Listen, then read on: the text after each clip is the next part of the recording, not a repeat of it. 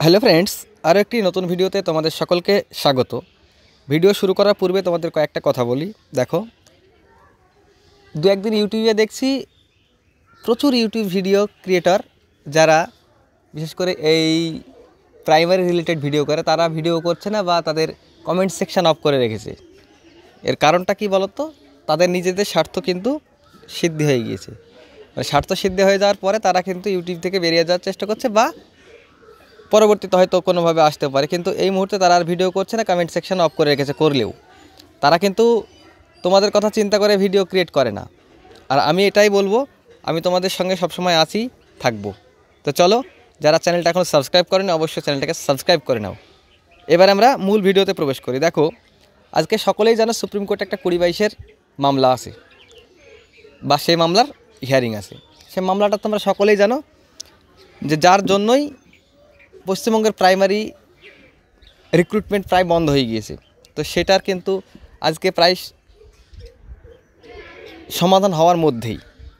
এখন এটা সম্পূর্ণ নির্ভর করছে পর্ষদের ওপরে। পর্ষদ কি সাবমিশন দিচ্ছে, পর্ষদ সাবমিশনের ওপরেই কিন্তু এই স্টেটা ওঠা না ওঠা কিন্তু নির্ভর করছে। ইতিমধ্যে তোমরা সাবমিশনটা দেখেছো, অর্থাৎ কোর্টের এভিডেভিট দেখেছো। তোমরা সকলেই কিন্তু এভিডেভিট নিয়ে চিন্তা করছো যে 9,553 সিটে এই মুহূর্তে নিয়োগ দিতে চাইছে এবং বাদবাকি সিটে 2022-এর জন্য রাখতে চাইছে। এটা সাবমিশন দিয়েছে।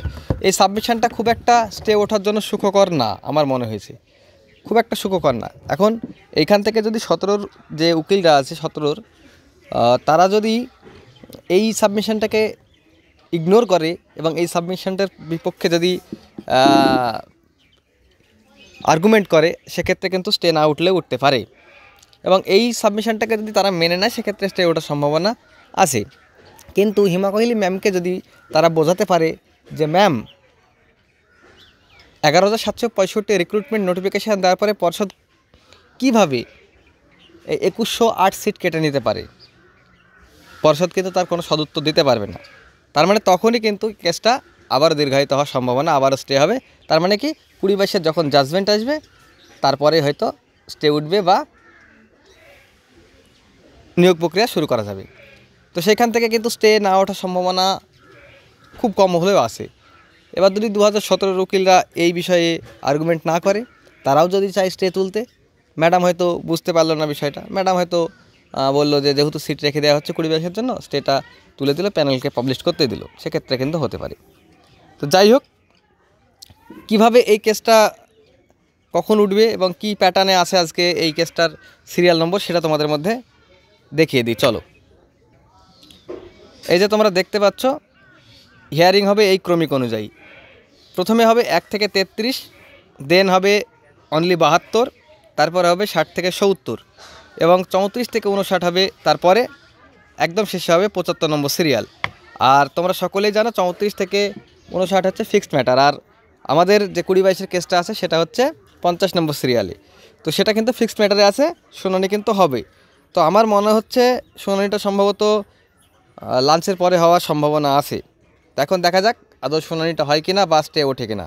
তো চলো, এই ভিডিওতে আরও কিছু কথা তোমাদের সামনে বলবো। এবার তোমরা অনেকেই বলছো দাদা কাট অফ। তো কাট অফ নিয়ে বিভিন্ন রকমের ভুলভ্রান্তি চারিদিকে সোশ্যাল মিডিয়ায় ঘুরে বেড়াচ্ছে। General cut off 32, general cut off 29, general cut off 27, general cut off 28 etcetera. তো এগুলোর কোনো ভিত্তি নেই। এরকম কোনো রকম বিন্দুমাত্র বিশ্বাস তোমরা করবে না। তোমরা একটা এডুকেটেড পারসন, এইসব জিনিস দেখে ঘাবড়িয়ে যাবে না, নিজেকে ডিমোটিভেট করবে না। আমি বলছি তোমরা ধৈর্য রাখো। তোমরা অবশ্যই কিন্তু একটা ভালো সময় তোমাদের জন্য আসতে যাচ্ছে এবং ভালো কিন্তু একটা সুযোগ তোমাদের মধ্যে আসছে। কে কী বললো ওইসব চিন্তা করো না। হ্যাঁ, যদি 32 কাট অফ হয় তবুও ভয়ের কিছু নেই, কারণ 32 যখন কাট অফ হবে তখন জানবা ইন্টারভিউয়ের অ্যাভারেজ নম্বর 6+ হবে, 7, 8 এরকম হবে। ঠিক আছে? তো 32 কাট অফ হলেও তোমরা কাট অফে আসছো।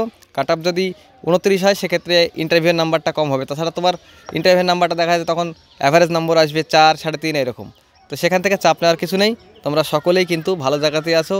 32 হোক, 33 হোক, ওই যাই হোক, ওই সব টেনশন নেই। অফিসিয়ালি এই প্যানেল পাবলিশে তখন তোমার নাম থাকবে না, তখন তুমি চিন্তা করো পরবর্তীতে কী করে তোমরা আবার প্যানেলের নাম নিয়ে আসতে পারবে। কারণ হচ্ছে তোমরা সকলেই জানো 2022 কেসটা 2022 হেরে গেলে ওই সিটে কিন্তু তোমরা নিয়োগ পাবে। তো সেক্ষেত্রে হাল ছাড়ার কিছু নেই। এবার যদি প্যানেলে নাম না আসে পরবর্তীতেও কিন্তু তোমরা প্যানেলের নাম পেয়ে যাবি। তো অসুবিধা নাই, ভিডিওটা দীর্ঘায়িত করছি না, এই পর্যন্তই। আবারও বলবো চ্যানেলটিকে অবশ্যই তোমরা সাবস্ক্রাইব করো। Thank you.